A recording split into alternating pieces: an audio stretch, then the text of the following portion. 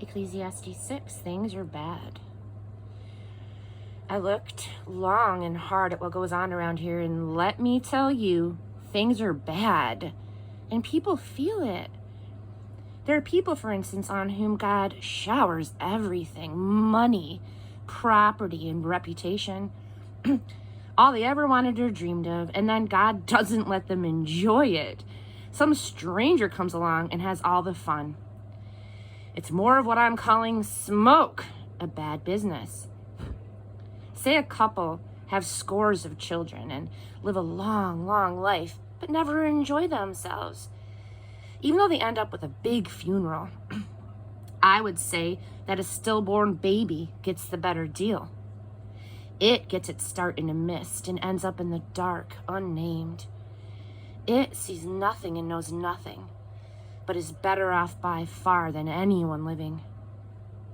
Even if someone lived 1,000 years, make it 2,000, but didn't enjoy anything, what's the point?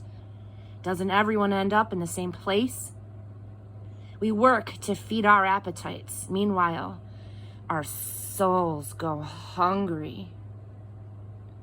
So what advantage has a sage over a fool? Or over some poor wretch who barely gets by? Just grab whatever you can while you can. Don't assume something better might turn up by and by. All it amounts to anyway is smoke and spitting into the wind. Whatever happens, happens. Its destiny is fixed. You cannot argue with fate.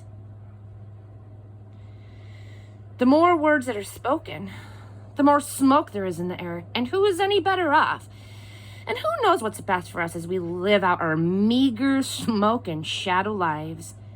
And who can tell any of us the next chapter of our lives? Chapter 7, don't take anything for granted. A good reputation is better than a fat bank account. Your death date tells more than your birth date. You learn more at a funeral than at a feast.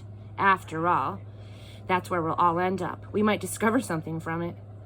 Crying is better than laughing. It blotches the face, but it scours the heart. Amen.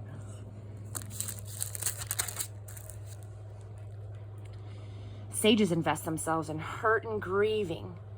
Fools waste their lives in fun and games. You'll get more from the rebuke of a sage than from the song and dance of fools. The giggles of fools are like the crackling of twigs under the cooking pot, and like smoke. Brutality stupefies even the wise and destroys the strongest heart. Endings are better than beginnings. Sticking to it is better than standing out. Don't be quick to fly off the handle. Anger boomerangs. You can spot a fool by the lumps on his head. And don't always be asking, where are the good old days? Wise folks do not ask questions like that.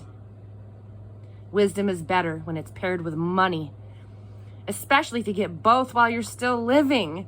Double protection, wisdom and wealth. Plus this bonus, wisdom energizes its owner. Take a good look at God's work.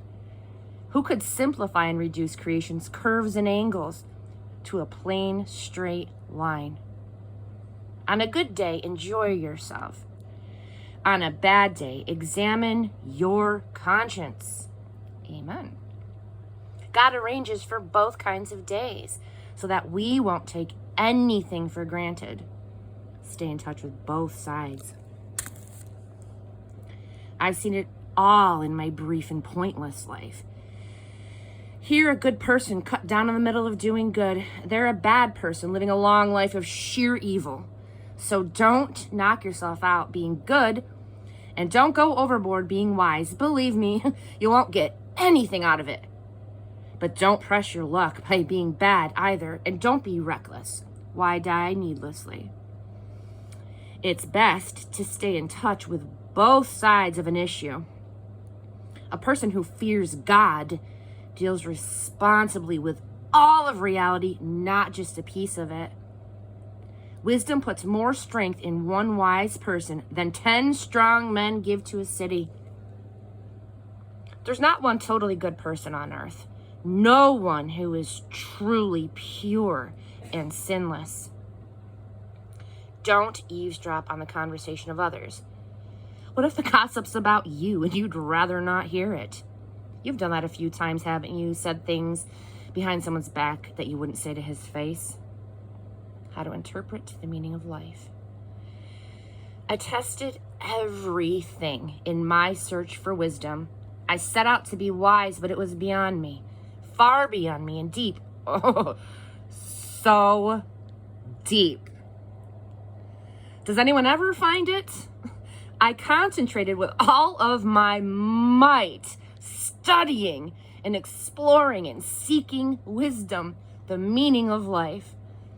I also wanted to identify evil and stupidity, foolishness and craziness. One discovery: a woman can be a bitter pill to swallow, full of seductive scheming and grasping. The lucky escape her, the undiscerning get caught. At least this is my experience, what I, the quester, have pieced together as I've tried to make sense of it, of life. But the wisdom that I've looked for, I haven't found. I didn't find one man or woman 1,000 worth my while. I didn't find one man or woman in 1,000 worth my while. Yet, I did spot one ray of light in this murk. That God made men and women true and upright. We are the ones who have made a mess of things.